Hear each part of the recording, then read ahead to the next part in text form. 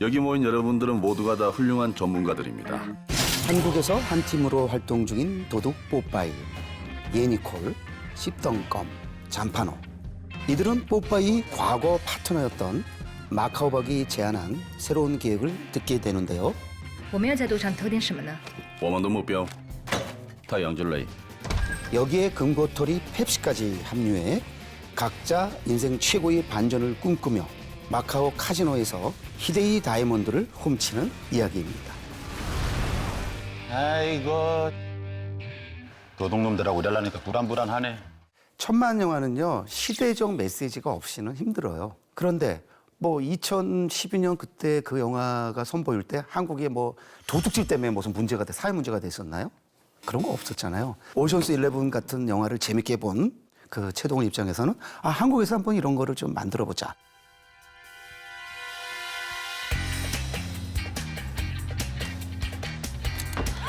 谁都得开枪，可是私완다. 그런데 할리우드 영화에서 담아내지 못하는 입체성, 복합성을 멋지게 살렸어요. 그래서 굉장히 이 단순한 영화를 복합적으로 만든 거죠. 이쪽엔 없네. 이거 뭐야? 오락 영화로서 시대적 메시지를 떠나서도 천만 영화를 만들어낼 수 있다는 그 점에서 바로 범죄시2가 큰 빚을 지고 있는 거죠. 제가 볼 때 도둑들 아니었으면 범죄시2 이렇게 크게 성공은 못 거뒀을 거예요. 이 영화도 역시 그 20편의 천만 영화 중에서 순위 매기면 10위 안에 들어있는데 내가 볼 때 5위 안에 정도 들어야 되지 않는가. 그래서 제가 해운대하고 도둑들하고 어느 걸 더 높은 순위를 놓을까 좀 고민 좀 해보겠습니다. 아직 정하지는 않은 상태입니다. 야 웃어. 사실 그 멀티 캐스팅은 이야기의 몰입을 방해하는 가장 주된 이유가 됩니다. 그런데 기생충 이전에 가장 성공한 멀티 캐스팅 영화로 도둑들이라고 말할 수 있을 것 같아요. 영화적 만듦새는요, 인물들의 그 조화, 우리가 흔히 케미라고 그러잖아요. 그다음에 배우들의 연기, 이런 것이 잘 좋아야 되는데 도둑들은 그 점에서 최상의 조화를 보인 거예요. 세상에 저는 대한민국의 그 배우들이 연기하는 거를 보면서 광채가 난다라는 느낌을 처음 가져봤어요. 저는 김윤석 연기를 그렇게 높이 평가한 사람이 아니었는데 다시 보면서 김윤석이 저렇게 연기를 잘했어? 또 이정재. 제가 한때 이정재는 제 수업을 받았던 학생이어가지고 누구보다 그 사랑을 했었는데 그때 너무너무 안 나와가지고 제가 고민을 많이 하고 있었어요. 이 친구를 어떻게 잘 나가게 해야 되나 막. 만약 내가 들어갔다 치면 난 씹던 거면 선수를 안 써. 아 근데 이야기가 왜 이렇게 똑같은 대로 돌아가는 거야? 뽀빠이 너 그런 점에서 이정재가 뽀빠이로 아주 갑자기 이 영화로 떴잖아요. 아 오징어 게임의 그 기운을 그때 이미 선취하고 있었네. 펩시는 완전히 광채로 시작해서 광채로 끝나더만. 펩시는 아직도 예쁘다. 이쁘긴. 내가 볼 땐 어마어마한 같아. 그 영화를 보면 사실 배신을 당하기 때문에 비참하고 슬프고 막 이런 감정이 표현되는데도 저 뒤에서 후광이 있어요. 그때 나는 우리 두 사람은 좀 달랐다고 생각했는데. 우리가 무슨 로미오와 줄리엣은 아니잖아. 그래서 제가 어쩌면은 연기가 아닌 종합적으로 봤을 때 김혜수 최고적은 도둑들이겠구나. 이번에 처음 느꼈어요. 그다음에 전지현은 늘 매력적이잖아요. 제가 늘 주장해왔는데 스타로서의 매력 한 사람, 그거는 전지현이다. 사실 전지현은 연기를 잘하는 배우는 아니에요. 스타성에 비해서. 그런데 도둑들에서 자기의 캐릭터에 맞는 연기를 아주 실감 넘치게 했고 그렇게 좋니? 그래서 이게 암살로까지 이어주는구나. 만약에 거기서 연기를 좀 서툴게 했거나 어색하게 했으면 암살 캐스팅은 안 됐을 거예요. 김수영 같은 경우 빛나는 친구인데 최룡 감독이 그 정도의 머리 쓸 줄 몰랐어요. 그 잘생긴 친구를 그냥 연기로 승부를 건 게 했잖아요. 要不要到安静的地方再喝一杯？不了，这里挺好的。这里的确挺好。 자기의 화려함을 죽이고 그러면서 자기의 존재감을 확실히 드러낸 그 연기의 만족도에서는 거의 기생충과 대등하지 않을까 이렇게 보고 있습니다.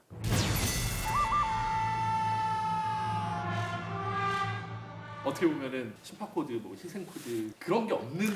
그렇지 않습니다. 오해를 하는데 그거는 영화를 잘 못 읽는 거예요. 도둑들은요 해운대 이상의 심파 영화라고 늘 주장하는 사람이에요. 외양은 심파하고는 완전히 거리가 떼있는데 그 인물들의 구도를 보세요. 완전한 심파입니다.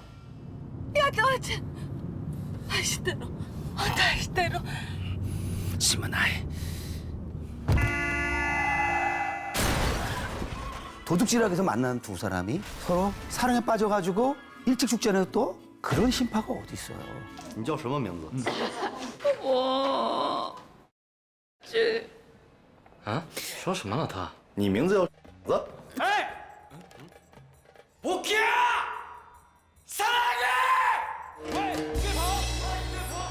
잔파노 원래는 자기 정체가 드러나지 않기 위해서 도망가야 되잖아요. 그런데 예니콜 보고 자기가 드러나서 잡혀가잖아요.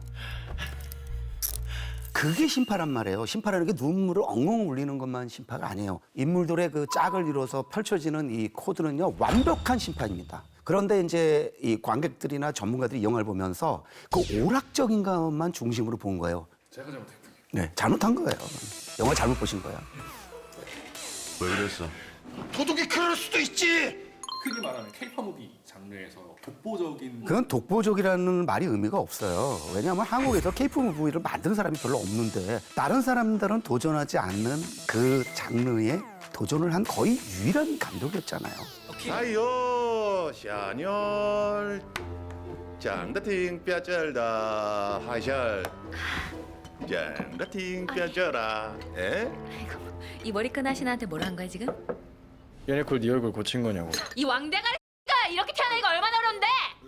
没事，近一点等着好不好？ 잘 만든다는 게 비교 대상이 할리우드 영화지 한국에는 없어요. 그러니까 독보적이라는 것은 질적인 의미보다는 외연적, 양적인 의미에서 독보적이니까 아무 의미가 없는 용어고 그런 점에서 이 친구는 방향을 잘 잡았다. 근데 사실 그때는 재미없어가지고요. 건물 줄 타는 거 외에는 기억에 남는 게 없는 영화였어요.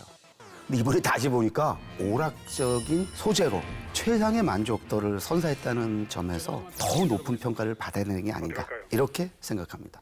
오빠, 지금 우리 엄마 의심하는 거야? 저기 이건 그냥 보안 매뉴얼에 나오는 거라고 얘기해. 오빠? 근데 사랑의 매뉴얼이 없잖아? 딱 하나만 보면 아무래도 이 영화의 시각적 쾌감이라는 측면에서 그 건물에서의 그 추격 시퀀스는 제가 볼 때 헐리우드 어떤 영화에 비교해도 뒤처지지 않을 것 같고 그게 잔파노였으면 좀 덜했을 거예요, 재미가. 너무 상투적으로 비쳤을 거예요.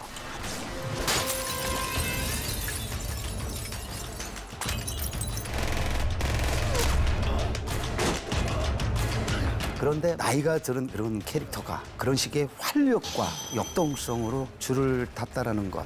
아, 이게 최동훈의 한 수구나. 산전수전 다 겪은 나이가 좀 든 캐릭터가 그렇게 멋지게 타니까 나도 열심히 하면 저렇게 줄 탈 수 있나? 이런 생각까지 들 정도로 그 쾌감이 아마 이 1000만 영화의 한 300~400은 가능하게 한 게 아닌가 이렇게 보고 있습니다.